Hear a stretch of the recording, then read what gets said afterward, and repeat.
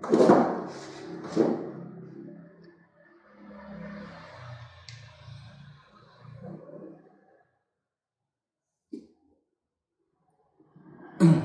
assalamualaikum warahmatullahi wabarakatuh. Halo anak-anak, apa kabarnya? Semoga semua dalam keadaan sehat walafiat. Sebelum memulai pelajaran, Pak Hamid selalu mengingatkan pada kalian, jangan lupa patuhi protokol kesehatan, pakai masker, jaga jarak, hindari kerumunan, cuci tangan di air yang mengalir. Anak-anak, pada kesempatan kali ini, alhamdulillah bertemu lagi dengan Pak Hamid. Mari untuk hari ini kita akan belajar lagi, tetap semangat, tingkatkan semangat kalian dengan selalu berdoa kepada Allah Subhanahu wa Ta'ala. Mudah-mudahan hari ini kita diberikan kesehatan, diberikan keselamatan, sehingga segala kegiatan pada kesempatan kali ini setiap hari diberikan kelancaran. Dulu, anak-anak, jangan lupa sebelum kita memulai pelajaran, kita berdoa kepada Allah Subhanahu wa Ta'ala dengan sikap sempurna, duduk dengan tenang. Mari kita berdoa menurut agama dan kepercayaan kita masing-masing. Mari kita, bagi yang beragama Islam, mari kita berdoa dengan membaca basmalah. Bismillahirrahmanirrahim. Raditu billahi robba wa bil islami dina wa bi muhammadin nabiyya wa rasula rabbi zidni ilma warzuqni fahma, amin. Anak-anak, hari ini kita mulai pelajarannya. Sebelum kita mulai pelajarannya, kita harus mengetahui dulu tujuan pembelajaran pada hari ini.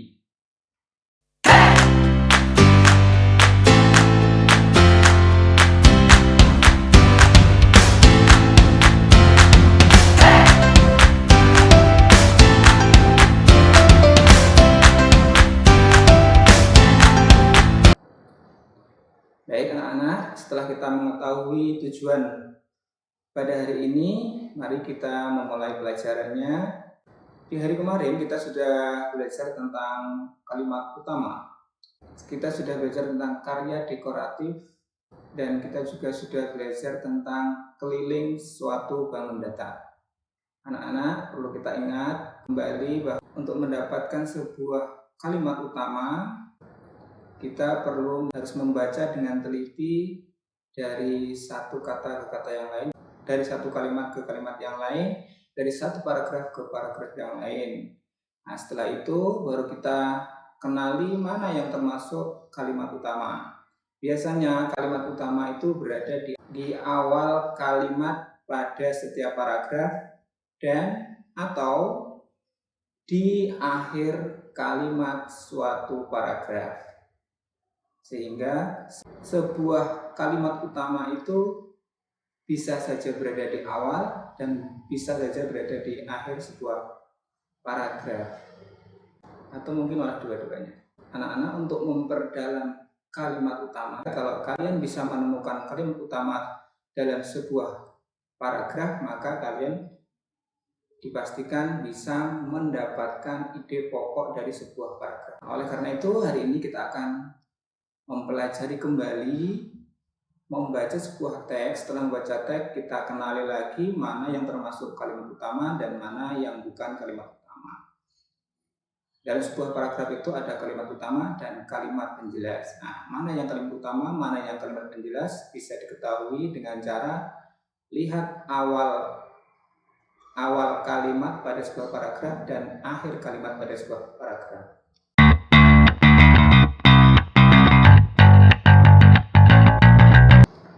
Untuk yang kedua kalinya, dalam sebuah seni karya dekoratif, kita ketahui ada sebuah bentuk. Bisa dikenali dari sebuah garis, atau warna, atau bentuk. Nah, apakah sebuah karya dekoratif itu bagus atau tidaknya tergantung warnanya, tergantung garisnya rapi atau tidak, warnanya sesuai atau tidak, kombinasi warna antara warna satu dengan warna yang lain apakah sudah sesuai. Jika warnanya tidak sesuai dengan kondisi sebuah gambar, maka gambarnya nanti akan jadi kurang sesuai dengan apa yang kita harapkan.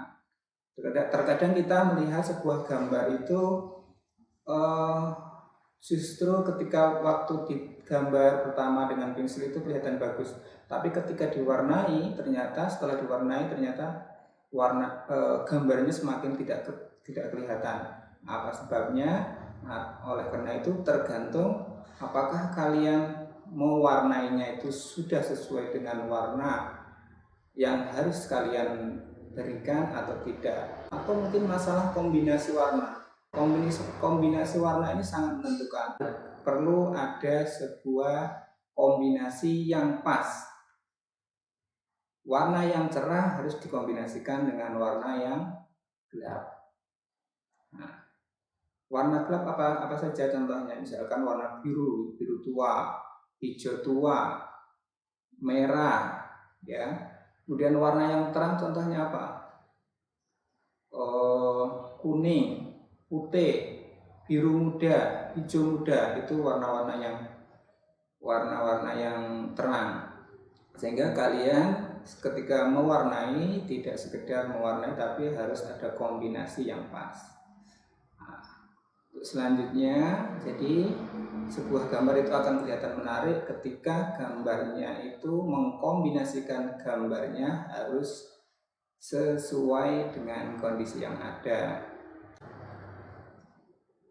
Terus ketika membuat garis, ketika gambar itu kan membuat sebuah garis, ada yang garis lurus, ada yang garis bengkok atau garisnya melengkung. Nah, itu juga harus dibuat dengan hati-hati, karena kalau tidak hati-hati nanti akan gambarannya akan terbentuk tidak rapi. Karena itu ketika menggaris juga harus dengan hati-hati dan dengan lekuan yang sesuai, sehingga nanti akan membuat kombinasi gambar yang bagus. Selanjutnya, nah, untuk matematikanya yang perlu kalian ketahui dari pembelajaran kemarin adalah ketika kalian mengidentifikasi atau mengenal sebuah keliling, maka lihat gambarnya itu bangun datarnya termasuk bangun datar yang apa, yang bagaimana, apakah bentuknya persegi panjang atau hanya persegi atau segitiga atau trapesium, ya, dan lain sebagainya. Nah, ini sebuah gambar bangun datar itu menentukan berapa jumlah dari bangun datar itu. Jika ditanya berapa keliling dari bangun datar segitiga, maka kalian lihat garis yang membentuk bangun segitiga itu apa. Segitiga itu kan begini, 1, 2, 3. Nah, berarti kelilingnya adalah ada 3, 1, 2, 3. Berapa jumlah dari bangun datar persegi? Nah, maka lihat sisi-sisinya dari persegi. Misalkan dari atas tarik 1, 2, 3, 4. Maka keliling dari bangun persegi ada 4. Nah, dan seterusnya. Nah, untuk hari ini mari kita lanjutkan pembelajarannya. Apa yang akan kita pelajari? Kita lihat.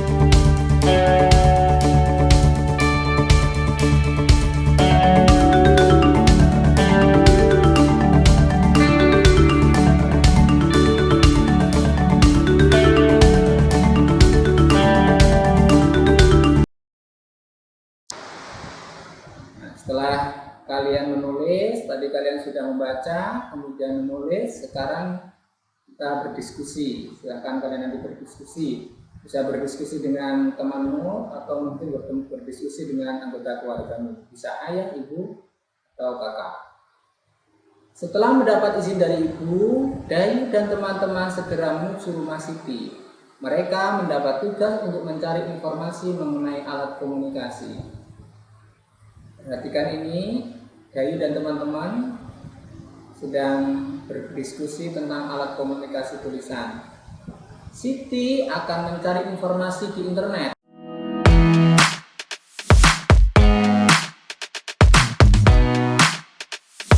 Informasi dari buku-buku dan majalah.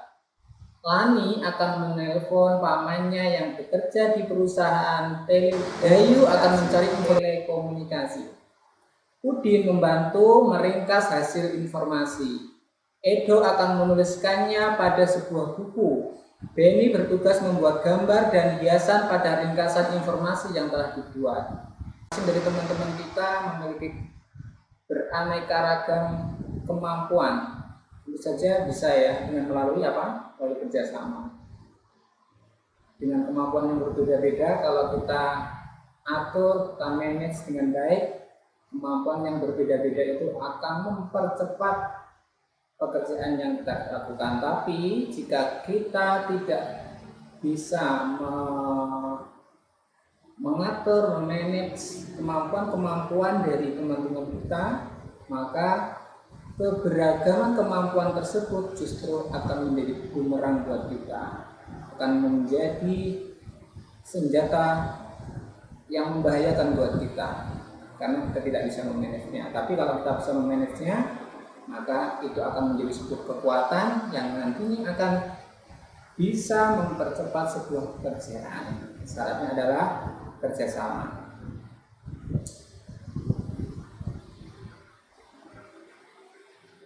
Nah, sekarang sebelum kalian melakukan hal selanjutnya, silahkan kalian tuliskan kemampuan khusus yang dimiliki oleh teman-temanmu, atau karena posisi kalian sekarang adalah di rumah, silahkan kalian tuliskan kemampuan ayahmu apa, kemampuan ibumu apa, dan kemampuan kalian sendiri apa. Nah, coba kalian berdiskusi akan melakukan apa. Misalkan hari Minggu, ayah, ibu, ayo kita bersih-bersih rumah. Nah, kalian punya kemampuan untuk apa? Kalian punya kemampuan apa? Ibumu punya kemampuan apa? Ayahmu punya kemampuan apa?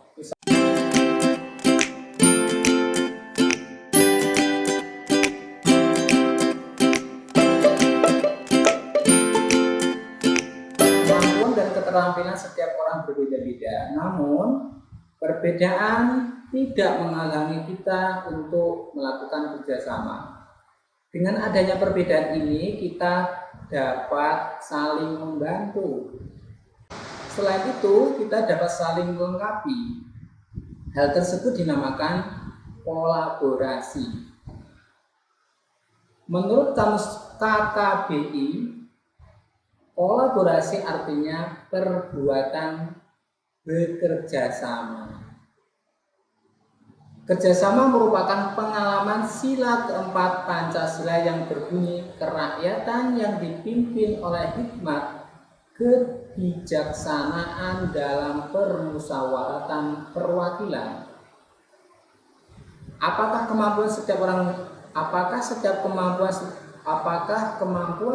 orang sama? Tentu saja tidak ya. Bagaimana sikap kita terhadap keberagaman atau perbedaan dari setiap orang? Apa sikapmu jika di antara keluargamu,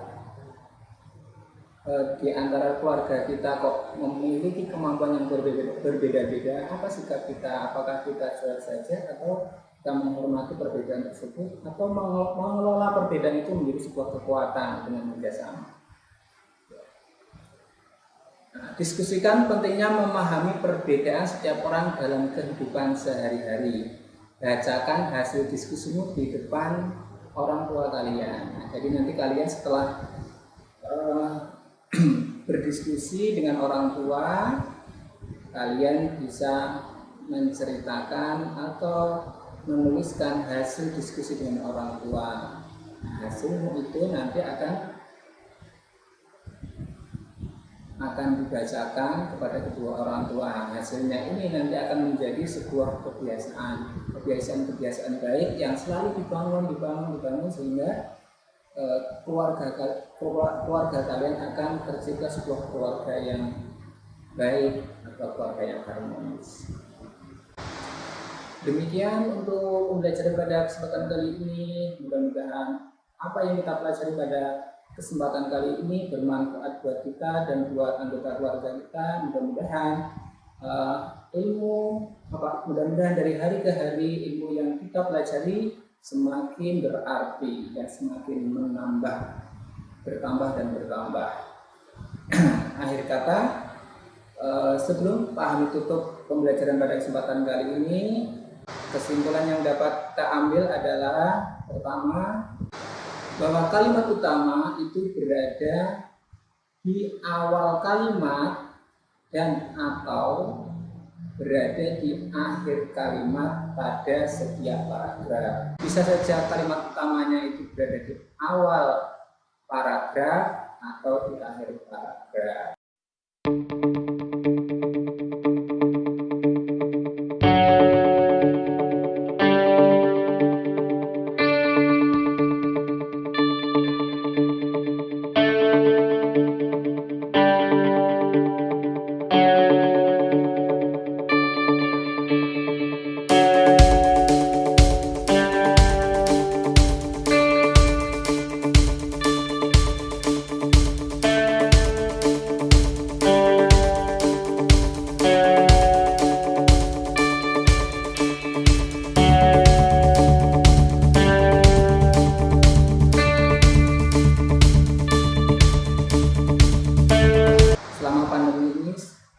Kita selalu menjaga kesehatan kita dengan cara menerapkan protokol kesehatan, pakai masker,